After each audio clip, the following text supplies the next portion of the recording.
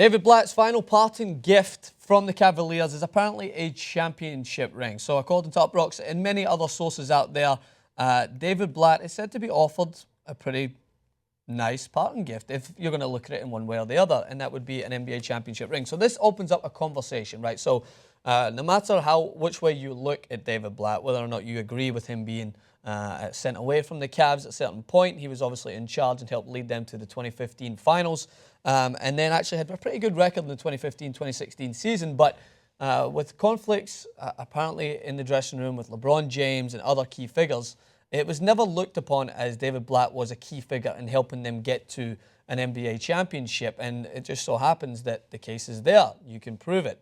After he left and you hire someone like Tyronn Lue, who, from what I can see, was focused on uniting that locker room and making sure that team chemistry was upheld, as well as the talent that they provided. They went on and won the NBA championship. So you can't disregard that decision. You cannot say that it was the wrong decision. It may have been harsh at the time. But the question now arises is, does he deserve a ring? Because when you look at it on paper, the core of that team that was at the NBA Finals in 2015 that lost to the Golden State Warriors, many of those players, obviously under David Blatt's guidance at that time, returned and obviously played in their 2016 successful season. So you can obviously say that he did help and guide that team and build in the building process that would eventually lead to an NBA championship. So on that matter, he possibly does deserve his ring. Whether he wants it or not is another matter, because we know Varejao, who ended up going over to the Warriors after playing part of the season at the Cavs, declined his ring when he was offered it. And I think that's actually an honourable move. I wouldn't want a tainted ring. It's a ring that you get after your team that you currently play on lost to the team that you used to play on. It would not sit well on the mantelpiece. I'm sure many people would come into the house and be like, is that ring that you got, that pity ring? Is that like the second place ring? I don't think it would go down too well. But it opens up the other conversation, which I am very familiar with, considering my vast knowledge in the world of football. Yes, the comparison's coming. There's a cutoff that if you play in a team, you have to hit a certain amount of minutes or a certain amount of games on the park before you can be given a Premier League medal or a Champions League medal. So, and I know in basketball that doesn't occur. Like you're on the roster, you get a ring. So if people are going to argue that David Blatt doesn't deserve a ring because he didn't contribute as much so to the 2015-2016 winning season, then I think that's a redundant argument, because he contributed more so than some of the guys that sat on the bench and didn't really contribute.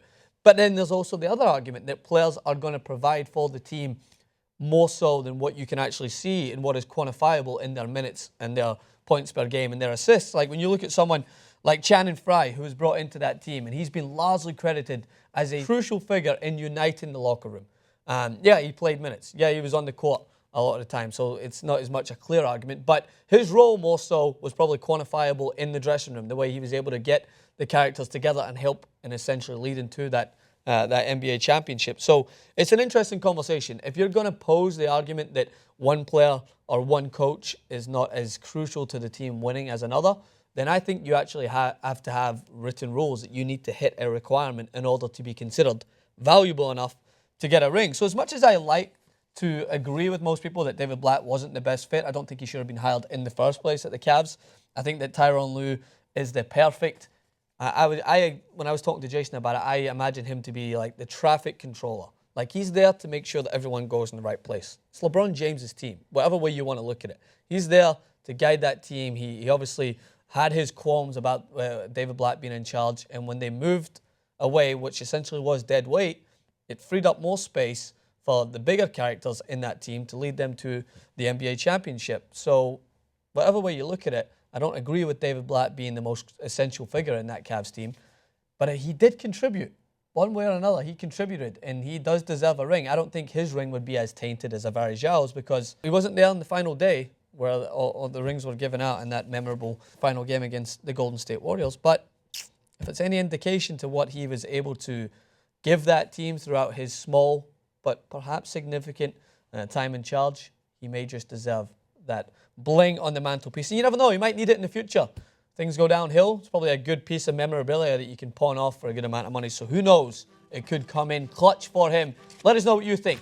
Does David Blatt deserve a ring? Should he accept it, or should he pass it off? Hit me in the comment section below at Francis_Maxwell on Twitter, Francis Maxwell Host on Instagram. I'll see you guys soon.